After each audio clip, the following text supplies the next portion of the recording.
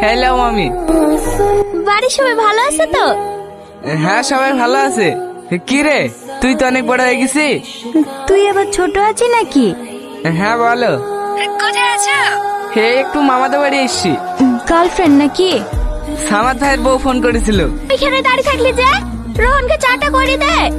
তোদের গ্রামটা আগের থেকে অনেক চেঞ্জ হয়ে গেছে। কিছু কিছু জিনিস আগের মতোই আছে। মানে? ও কিছু না, কালকে সাথীকে দেখতে আসবে।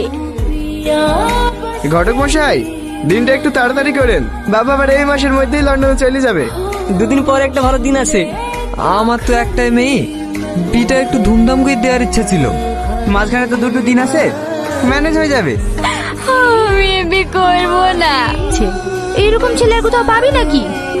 আমি একজনকে ভালোবাসি। কাকে? রোহনকে। ঠিক আছে আমি দেখছি।